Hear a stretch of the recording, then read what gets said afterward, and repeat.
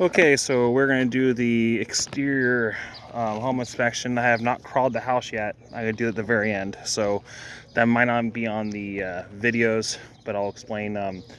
I don't bring my tablet down there anyway. It's just too much. It's too dark, and it just gets too dusty for the camera on the tablet. So we're gonna go through some things. Obviously, so this is a new roof. It was put on. The seller told me a couple weeks ago, and obviously it is a new roof, which is obviously the best thing you can have. So those are obviously also new vents as well. You can just tell obviously how new the flashing is. And usually when you put a new roof on, you replace the older vents. Are usually those ones with the huge fan vents, and then they put these low profile vents on instead. Gutters are in good shape. Originally I was concerned with, you'll see in the when I get down below, how there's no ridge block up top over here, and there's two corbels here which hold up the side of the fascia and overhang. So there was nothing here, and I was worried about, having that be an issue if you push down on it. And it is solid as a rock. So I was kind of shocked. I wanted to see maybe how far they span that block underneath, the ridge block, if it goes, or where you can't see but there's a soffit board underneath it, how far it spans out, so why it doesn't go down when I push on it. I've seen homes like this in the 70s, not in the 70s, but 70s homes that you can easily push down on it and it just dips down, and then I recommend putting corbels in. This is called a California weave on your valley, which is, I think, other than the open valley metal, it's called a metal open. Sorry. This is the best way for a closed valley when it comes to doing your flashing. And a lot of times it's too is the kind where you see where they cut a line. Well, usually there's an asphalt roll behind it, and then a lot of times when they cut it with a snap line, there leaks through the valley. So this is actually the best way to do a valley for a closed valley. The other valley is called a galvanized open valley, which is a galvanized piece that goes in. Some people like it, some people don't. Some people don't like it because you have to paint it, and then it does look kind of ugly at times. But I personally, I like the weave the most because, one, this piece right here, if you can see, sorry for my shadow, actually goes way past here. So you actually have a starter roll going down, and then you have it weave across over it, starting from there and working its way up. So it's actually the best way to do a closed valley. It's the best way to do a closed valley for flashing. Obviously, your vent, the flashing for your vents have been replaced and are new, which is good, with new storm collars. Obviously, these are original pipes, but new storm collars. Gutters are in good shape. Let's go over here by the fireplace, and then we're going to go back down below. And you need a rain cap over here in your fireplace. See, it looks like it's been they reflashed it recently. Obviously, when they're doing the roof, they put new flashing on it. Okay, here's your new vents, your low profile vents for your attic as well. You do have a power fan as well, so you actually have enough ventilation.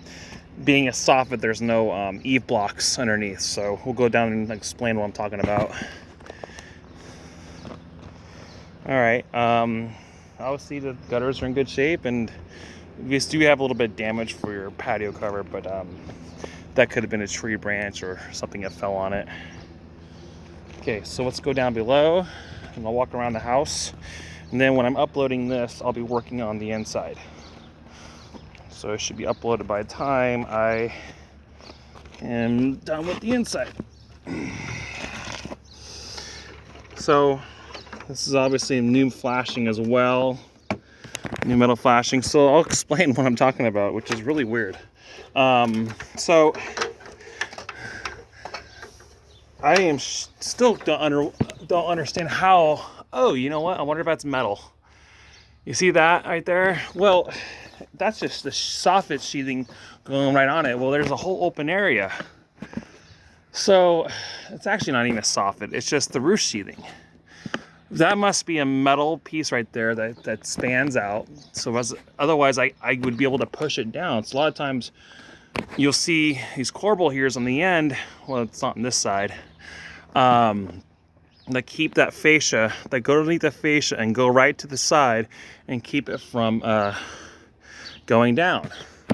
But that's got to be a metal connection going through. I'll know more when I go on the attic anyway. Going past that and tying it to the ridge of your roof that keeps it from going down. So I've never seen that before. Obviously we can paint that. We got new, this is obviously replaced roof sheathing. They were doing that when they were replacing the roof, obviously. Yeah, this is not gonna work. I'd actually recommend just getting rid of the swamp cooler anyway, and getting a mini ductless system. You'll save on your PG&E bill. It's very rare. This would not be code today, with clearance. I don't consider it really a safety hazard. I would just recommend having a refasten the service entry, so it's actually deeper into the blocks. Looks like at one point there was a leak there. They addressed it up top when they replaced the sheathing.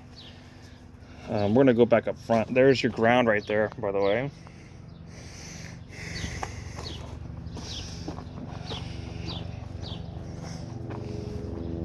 So you got new vinyl windows except for over here.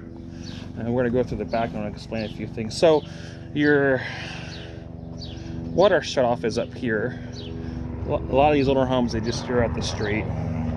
So turnkey right here, and then you got your red shutoff right there. Overall, the house is in really good shape. I haven't gone much on the inside yet. I usually like to get the outside done first. Of course, you know, we have a closed soffit here, but this is the garage. This is not a major issue. We're going to go through the outside. This is actually locked, so I can't go this way.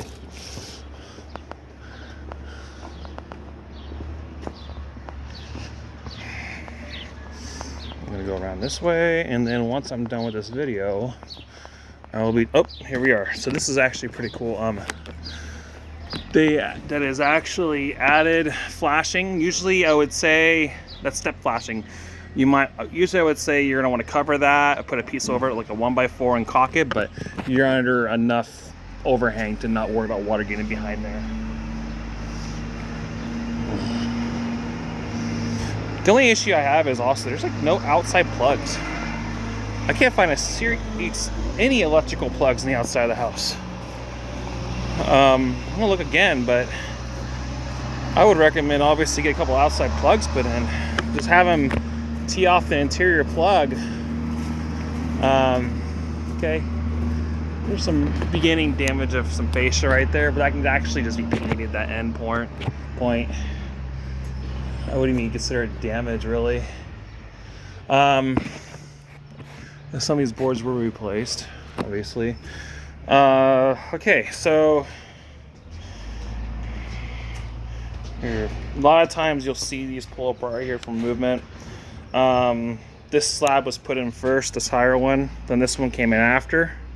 So they did this with two different pours. Sometimes you'll see it where they put them together and then like that, and it's all part of one point. But reality back then it was probably just too much concrete to pour. So they did this one after that one. That's why it's split across there, which is just based on settlement and movement on the ground. Nothing to be concerned about. So this is kind of cool. Metal flashing all the way across. You can almost call it, it's actually almost Z-bar L flashing. Not technically Z-bar because it's a little wider. Here's a Z-bar flashing right here. So it's a lip that goes underneath. This was probably originally a door right here, and then they replaced it and put the Z-bar in. So this is probably originally something else right here. In fact, I'm pretty sure. I don't think that was a damaged area. So you could see, yeah, there was probably a door right here at one point. Anyways, so that flashing up top goes all the way around and protects the top trim of the window so water does not get through to the actual frame of the window and through the house. So it's actually really good to see stuff like that. Again, I'm just so blown away. I walked up there and I felt no give when I was pushing down on it, like I just showed you on the video. It's really crazy. The first thought when I came in here and I was looking at it was, there needs to be corbels. That's the first thought I had. So it's not, like I said, it must be a steel plate or something steel that ties through the ridge of the rafter, or I'm gonna guess rafter or truss system. I will know once I'm in the attic. So that will be on the report. The attic will be actually part of the interior part. Okay, we got a hole here we got to cover up, obviously. So anyways, that is the exterior portion of the video. I'll be working on the inside now. Thanks.